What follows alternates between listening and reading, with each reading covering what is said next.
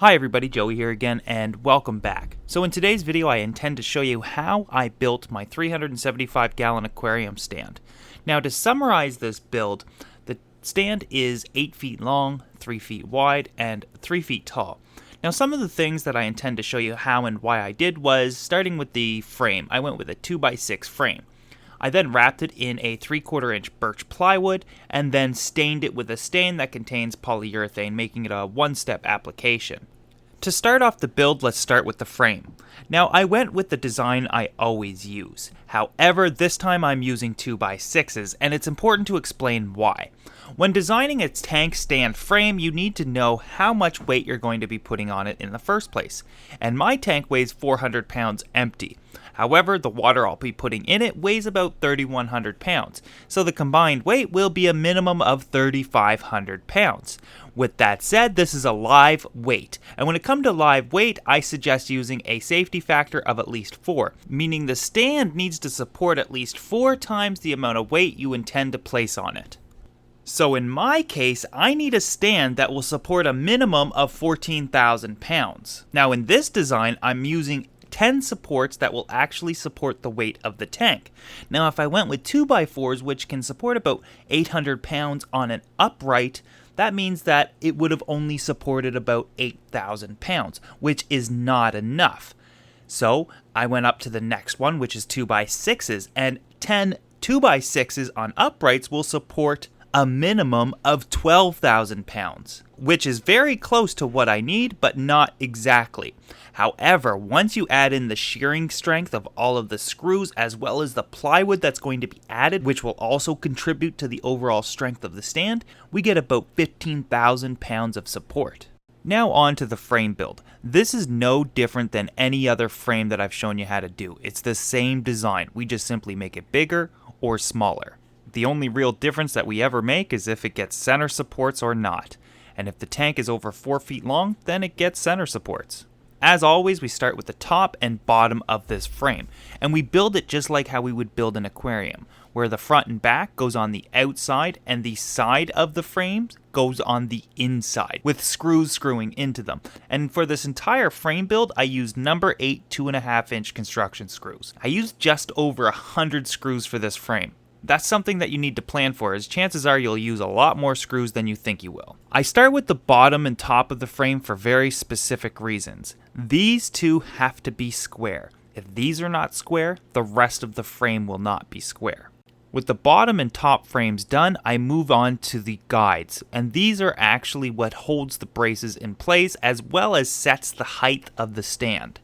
These get installed into all 4 corners. What I like to do is install the bottom first, then flip the entire thing over and install the top. Now we can move on to what actually supports the weight of the tank. And even though the screws each have a shearing strength of about 50 pounds, meaning that they can support 50 pounds each before they'll break, the real weight goes onto these supports that are attached to the uprights. Now again, I've shown you how to build this frame countless times in the past, so this is truly nothing new here. The next thing is the cross supports, and these serve a few functions. The first thing is they support the uprights by helping holding them in place, so they don't have a chance to wiggle around or move. Second thing is these stop the stand from being able to twist, and a twisting stand is the number one reason a tank will fail. The third thing is that these support the weight of the tank if the tank does not have a bottom trim.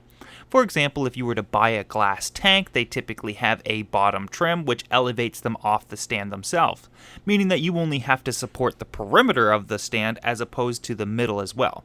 Now since I'm placing an acrylic aquarium on this which has no trim, the weight is dispersed over the entire surface of the stand, so I do need some center supports as well. I personally like this type of frame because it's simple to build. We're using all butt joints, meaning that all you need is a miter saw to be able to cut up your lumber and then an electric drill to screw it all together. It's also extremely easy to scale, meaning that you can take this design and use it for small stands or scale it up and make it for big stands. It's also incredibly strong. But most importantly, the fact that the supporting strength of this type of lumber is well known, meaning that you can take those numbers and design your stand based on the aquarium that it's actually going to hold, which is incredibly important when it comes to this design and strength of your stand. You're not taking any chances here.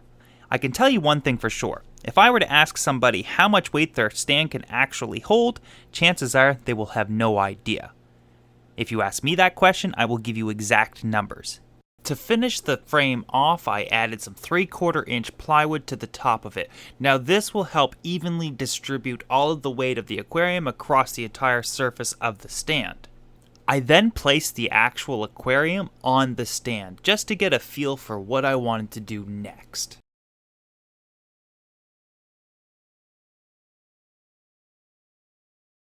I decided I would be wrapping the frame in 3/4 inch birch plywood and then staining it. I bought a few sheets of this birch plywood and cut it up to size on my table saw. Now because I went with 3/4 inch birch plywood, which was shop grade, I didn't really need to prepare the surface, which means very little sanding.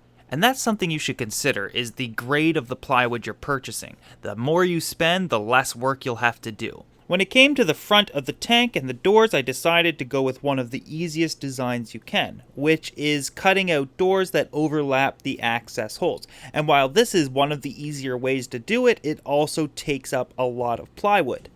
However, I think it looks really good.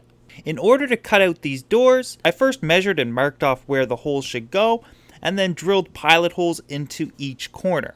This would allow me to get my saw blade in and start cutting. It also allows me to make turns. I then cut out the doors themselves, which overlap the access holes in the front panel by a couple of inches. Then of course installed the hinges. Now because these are relatively large doors and there's 4 of them, I decided to install the doors before I installed the front panel on the aquarium. I then screwed all 3 panels in place, the front panel as well as the side panels. It was now ready to be stained. Given the size of the stand, I also had to build it in place as well as stain it in place. Staining is next. The first thing I needed to worry about was ventilating the room, so I opened some windows and inserted some fans, sucking the air out of this room. However, last minute I decided to take my router and route off 1/4 inch of all of the stand corners, giving it a more rounded look, and I think this looked a lot better. I didn't stop there though, and I did a little bit of routering on the doors as well, giving it all a more finished look. Now it was ready to stain. For a stain, I went with Minwax Polyshade.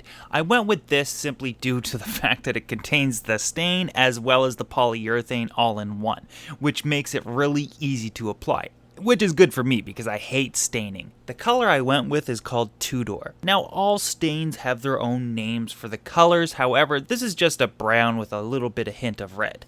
Although I'm not positive because I'm actually colorblind, so I just went with whatever I thought looked best. Okay, so here's how I get away with being a horrible stainer, but coming out with a pretty decent job. I don't really follow the instructions. The first 2 coats are what really matters for me. When staining, one of the biggest things you have to worry about is getting too much stain in one place and your overall job becoming blotchy looking. For me, to avoid this issue, I apply the stain with a brush and then rub it out with a rag to ensure that it is evenly distributed.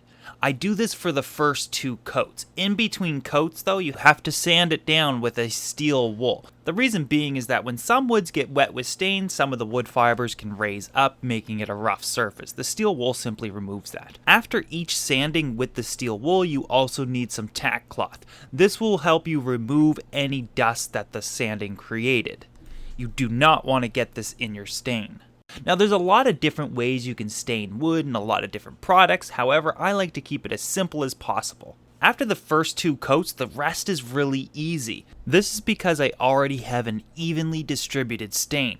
From now on, I just have to use the brush when applying each coat. Now all I have to do is decide on how dark I want it. With each coat, it gets darker and darker. The finished product took me about 6 coats and 3 days of work. Again, now you know why I hate staining. There's so much work to do and a lot can go wrong. but arguably, if done right to the right piece of furniture, it looks amazing. I love how this turned out, and I will be doing it again to another stand that I'm building shortly. The last thing I did was install the handles. Now with any handles, you drill a couple of pilot holes and screw them in place. Not very difficult at all. When it comes to installing hinges or handles like this, there's so many different methods and ways you can do it that some even come with templates you can follow. So that is how I built my 375-gallon aquarium stand. I hope that you got something from this video and hopefully found something useful in it. If not, I hope that it was at least interesting for you to watch. As many of you also know, I wrote a book titled The Ultimate Do-It-Yourself Handbook for the Do-It-Yourself Aquarist, where an entire chapter within it is dedicated to stand building. So if you'd like to support this channel directly, as well as get further information and details on building stands for your aquariums, you can go to thekingofdiy.com, where you'll have the option to purchase the ebook or the softcover. If you get the softcover, it'll come signed by me. Anyways, I hope that you guys enjoyed today's video. I also wanted to thank you for watching, and I'll see you guys next Sunday for a new do-it-yourself project.